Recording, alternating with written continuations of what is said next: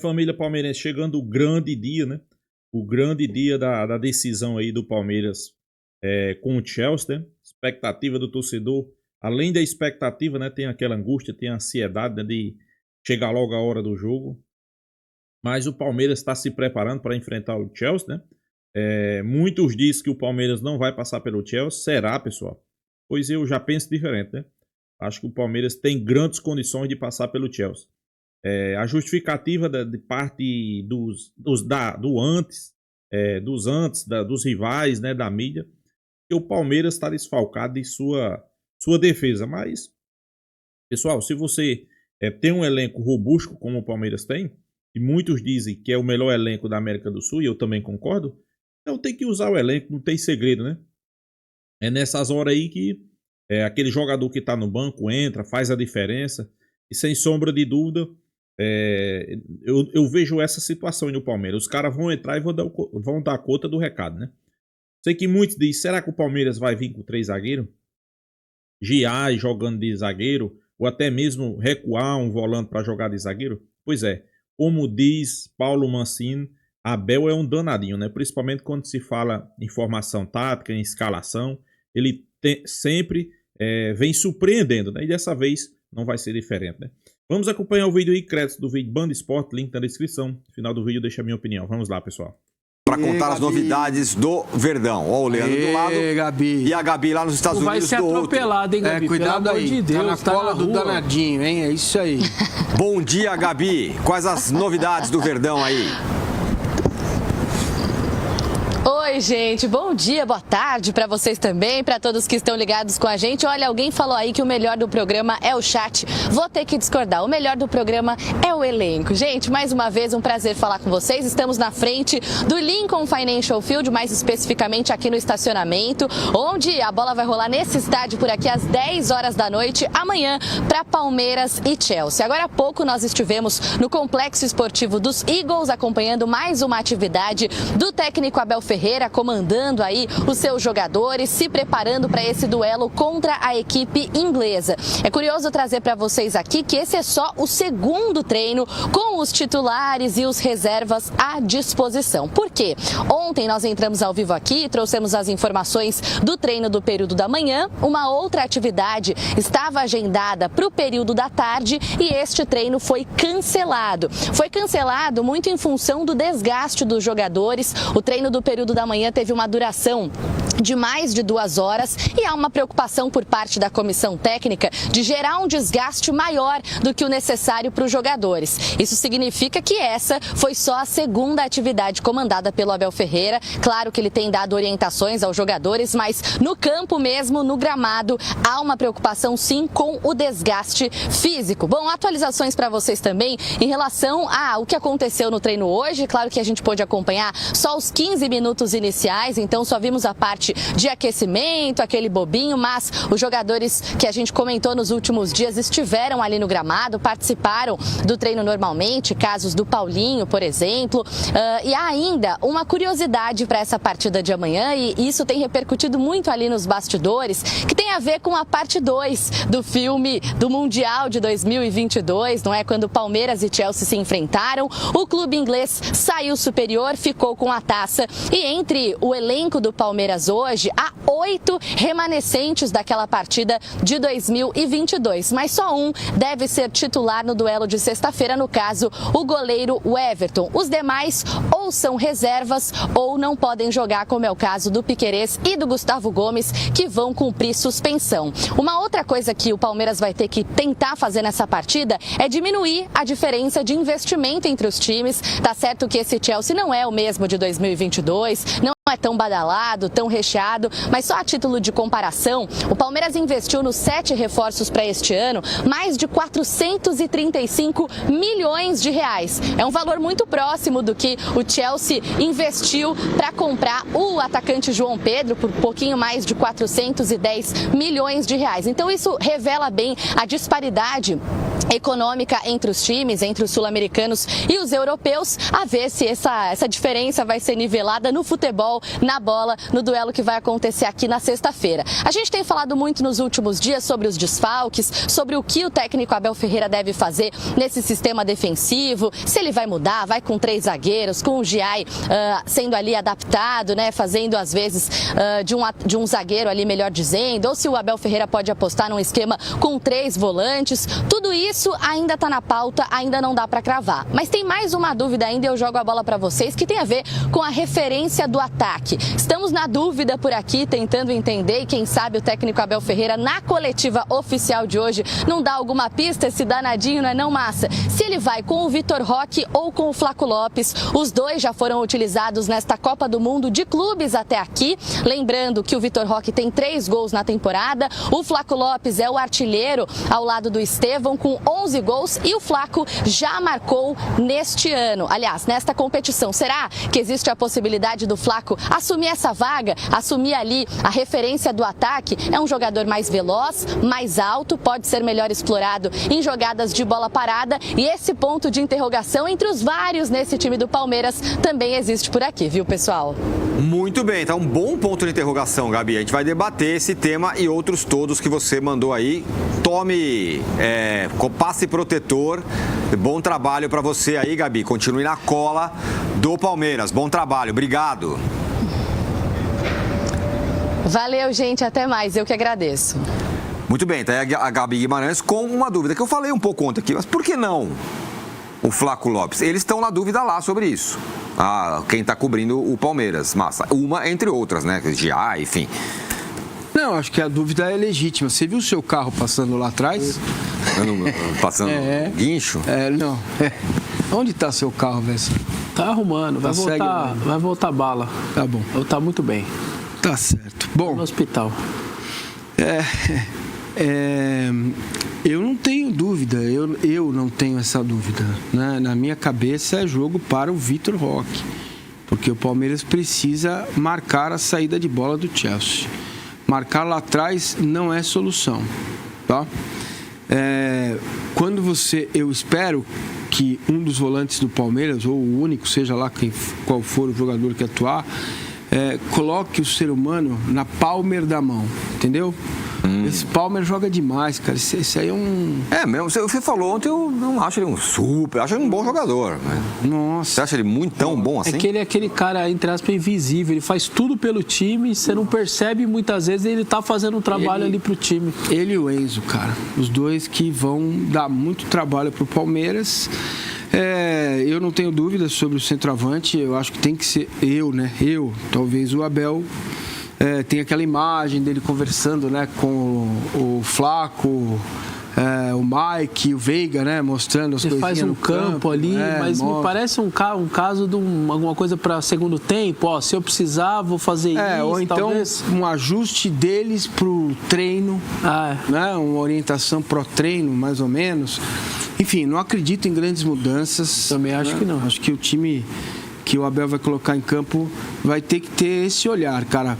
Não dá para ficar como aconteceu em 21 o tempo todo lá atrás, porque uma hora a bola bate na tua mão e o juiz dá pênalti, né? O histórico da competição é o que você está dizendo, não é um Abel que está fazendo... O Renato o Leandro depois pode falar melhor, mas assim, ele faz um jogo do primeiro, quando era o Sampa, ele atacar, ele falou, ganso, ele mudou. O Abel, a gente não tem esse momento dele ainda na competição, pelo menos. Se você lembrar em 2021, né, aquele time do Chelsea era melhor que esse, e o Palmeiras era pior, pelo menos o elenco era pior que esse que está aí. O Palmeiras teve 2 chances de gol com bola rolando, com o Dudu e com o Rony. E olha que a chance ainda mais ou menos. Não é que a clara, assim, foi absurda. Ruim, né? O do Dudu era boa. Era boa, mas... O chute foi ruim. E eu não acredito num jogo diferente. 1, 2 chances no máximo. 3, talvez. Eu não acredito num jogo diferente. A chance de ter mais oportunidade de gol é você retirar a bola do Chelsea no campo de ataque. Eles entregam quando bem marcados. São vários exemplos. Esta madrugada eu peguei outros jogos do Chelsea, agora na Premier League, jogando contra times pequenos, que quando fizeram esta tática, esta atitude de marcação, né, esse gesto de marcar adiantado, tiveram relativo sucesso. Perderam o jogo, mas tiveram relativo sucesso ou não aproveitaram a chance. Com piores tecnicamente, subiram a marcação? Subiram por vezes no jogo, não o tempo inteiro, porque ninguém aguenta, mas por vezes subiram a marcação, como fez o Betis, cara. Entendeu? Subiu a marcação, asfixiou a saída com 5, né? E conseguiram algum relativo êxito, ou fizeram gol, criaram chances, né? Mas é um jogo que tem que ser efetivo. Se o Palmeiras for efetivo, na única ou 2 ou 3 chances que tiver, ganha o jogo. Eu fiz um estudo também de bolas paradas do Palmeiras no jogo contra o Botafogo. Cara, a Análise Verdão também me ajudou nisso, eles me mandaram, inclusive, os gráficos. Palmeiras e Botafogo, quantos escanteios foram? Eu esqueci agora. É um número relativamente alto de escanteios. Em quase todas, o John tocou na bola. Entendeu? Não é possível que o Palmeiras vá bater escanteio desse jeito. Escanteio contra o Chelsea, bola parada contra o Chelsea tem que ser a meia altura ou trabalhada. Porque se mandar no alto... Queria seus pitacos, Leandro, sobre... Daqui a pouco a gente vai fazer um cara a cara dos jogadores de um e de outro. Alguém está falando aqui, ou marca o Palmer individual, é o Lauderan. Marcação individual... Pessoal, esse Palmer aí é muito bom jogador, mas nada como a mídia exalta, né, ele, né? Coloca ele ali no topo, né? É um bom jogador, assim como o Palmeiras também tem bons jogadores, né? Como Richard Rios, entre outros, né? Tem que ser marcado como qualquer outro, pessoal. Não, nada de marcação individual. É um bom jogador, assim como o Palmeiras também tem bons jogadores, né? Eu acho que esse jogo aí vai ser o de Estevão, pessoal. Tem tudo para Estevão aí fazer um grande jogo aí e quem sabe dar a classificação do Verdão, né? A semifinal, né? Seria fantástico, viu? No Palmeiras, senão ele acaba com o jogo, por exemplo. Mas diga lá. Eu não concordo com marcação individual hoje em dia no futebol. Acho muito complicado você fazer marcação individual em alguém. Ao contrário de alguns, eu começaria o jogo com o Flaco, cara. Eu acho o Vitor Roque bom jogador, mas acho um tanto quanto superestimado. Eu nunca achei esse jogadoraço desde que ele jogava no Atlético Paranaense. O Flaco, logicamente, não é um atleta muito virtuoso tecnicamente, mas eu acho que ele vai te dar essa bola aérea, segurar essa bola no ataque. Eu vejo o Vitor, apesar de fazer um bom pivô, está tendo uma certa dificuldade, né? O Palmeiras é muito bom, eu concordo com o Massini, eu acho que é um jogador excelente, não é um craque, mas é um cara para você ficar atento. E eu tenho uma premissa aqui que eu sempre falo nas minhas análises, cara, assim, quando você enfrenta uma equipe que é muito melhor do que a sua, você vai ter risco de qualquer maneira. Qual é o risco menor que você tem dentro de um jogo? É você ficar com ou sem a bola? A bola tem que estar contigo, cara. Se a bola ficar com o outro está mais perto de fazer o gol do que você que está sem ela. Então, se você ficar o tempo todo marcando baixo, você pode até anular o teu adversário, mas o nível de concentração que você tem que ter para um jogo desse, cara, é altíssimo. Aí um cara falha, e, cara, 90 minutos, 120 minutos, falhas acontecem. Se falhas não acontecessem, não sairiam gols. Então, eu ainda prefiro, claro, é difícil você fazer uma marcação média alta o tempo todo, mas acho que o Palmeiras tem que tentar jogar, sabe? Isso vale para o Fluminense, que vai enfrentar uma equipe melhor do que a dele, do Al Hilal. Os times brasileiros têm que tentar jogar. Tem que, claro, ter algumas precauções, mas ficar o tempo todo atrás, cara, eu discordo disso contra qualquer adversário. A bola tem que estar contigo. O Guardiola sempre falava isso, né? Desde a época do Barcelona. Muitas pessoas não sabem, mas o Guardiola, ele morre de medo de perder. E a alternativa que ele tem para não perder, ele já falou isso várias vezes em entrevista. Eu não quero perder o jogo, eu tenho muito medo. A bola tem que estar comigo. Se a bola estiver comigo, o adversário não vai me atacar. Pode ser uma coisa meio óbvia, meio lógica. Mas é isso, cara. Os times têm que jogar. Os times não podem abdicar do jogo. A bola precisa estar com quem pensa em vencer. Essa saída só complementar o que o Leandro disse, essa saída com 5, né, que o Chelsea faz, são 3 zagueiros, né? Imagina aqui, dá para ver aqui, ó. Meu óculos, a caneca, certo? Deixa eu botar, vai para cá, aqui, ó. Né? Essa saída aqui com 3 zagueiros. O que acontece? O Chelsea coloca esses 3 caras, o goleiro vem às vezes para ajudar e tem 2 no meio, 2 aqui mais avançados. Como que o time se movimenta em campo? A ideia é fazer com que Palmer e Enzo recebam a bola no campo de ataque, nas costas da linha de defesa do Palmeiras. Então, para você tirar o Chelsea da zona de conforto, você precisa ter pelo menos 5 caras aqui nesta linha do campo. Aqui, ó. E mais próximos do zagueiro e do Cucurella, né? Ou do Jesse James. Depende qual é como que o Chelsea vai fazer. Normalmente é o Cucurella pelo lado esquerdo. Se você aperta essa marcação, o Leandro tem razão. Talvez você não fique com a bola, mas a bola não vai estar em condições para esses 2 caras que recebem nas costas trabalharem, porque se passa a bola da linha de marcação, o ataque vem com 5. Entendeu? Você vai ter 5 jogadores do Chelsea para atacar. E eles levantam a bola muito na área. Também. O jogo também é pelo lado. Enzo e Palmer escapando pelos lados. No jogo, na final contra o Betis, uma jogada que resultou em gol. O Palmer escapa da marcação pela direita, cruza e o Enzo entra na área para fazer o gol. Não foi o centroavante, foi o Enzo. Então, esses escapes, o Palmeiras faz perseguições de encaixe. É uma marcação individual, entre aspas, naquele setor. Se isso estiver bem ajustado, bem treinado, pelo menos ontem, né? A Gabi falou que foram 2 horas de treino, o Palmeiras tem chance de tirar o Chelsea da zona de conforto. Muito que fez o Flamengo. O Flamengo adiantou também as suas linhas, né? E tomou o gol num erro, porque o Wesley ali se embananou com a bola e tal. Eu só vejo possibilidade do Palmeiras passar pelo Chelsea dentro desta marcação em cima da equipe adversária, das bolas paradas defensivas funcionarem 100%, nunca vai funcionar, mas muito, e também a eficácia. Você não vai ter, eu não acredito num jogo de domínio do Palmeiras como foi contra o Porto, onde o domínio foi alternado, mas o Palmeiras teve muitas vezes o controle do jogo, né? Então, é isso que eu espero para o jogo de amanhã. Você fala em... Pois é, pessoal, o Paulo Mancini aí disse tudo, né? É um jogo onde você não pode errar. A taxa de erro tem que ser próxima do 0, né? Porque é jogo grande e quem errar menos é quem vence o jogo, né? E a estratégia do Palmeiras tem que ser justamente essa daí que Paulo Mancini disse, né? Colocar eles na zona de desconforto, né? Pressionar. E é pior que a gente sabe que é um estilo de jogo que Abel Ferreira não costuma fazer. Mas se ele for um cara inteligente, que ele é, se ele for um cara que entende de futebol, que ele entende, ele vai fazer isso, né?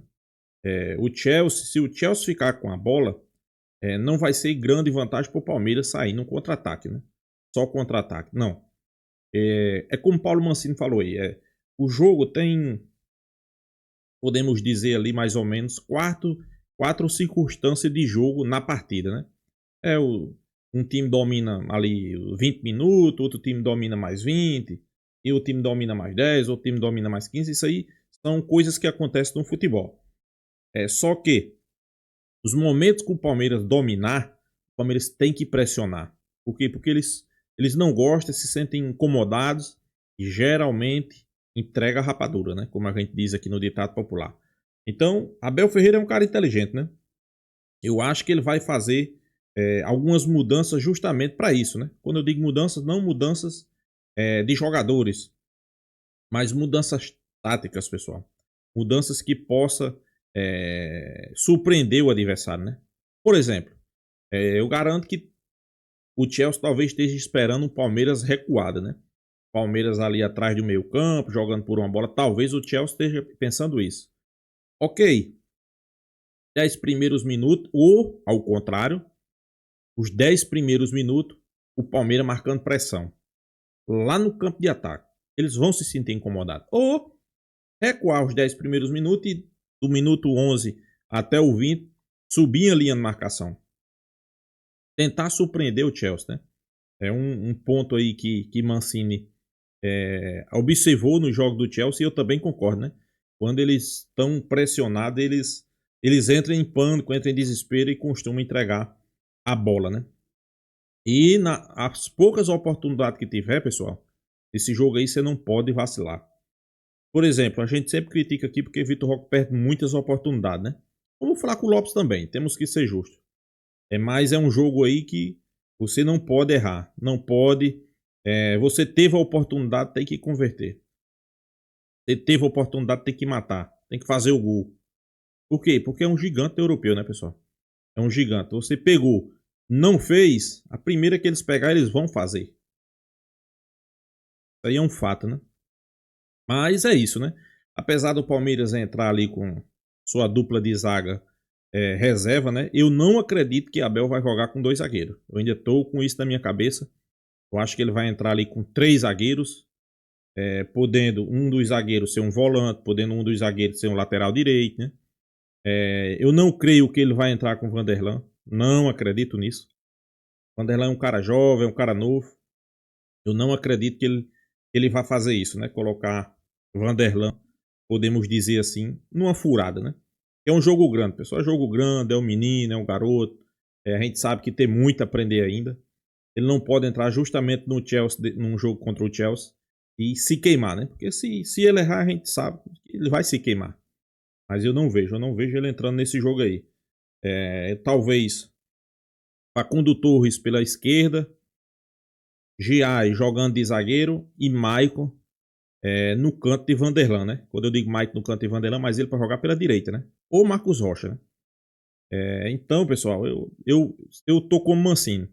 Se seguir essa estratégia, pressionar certos momentos do jogo, Palmeiras, e se não falhar, o erro 4-0, se pegar as oportunidades e fazer, Palmeiras vence o Chelsea. Isso aí eu não tenho nenhuma sombra de dúvida, né? Então é isso, pessoal. Deixa a sua opinião aí, mas antes se inscreva no canal Porco News e até a próxima, pessoal.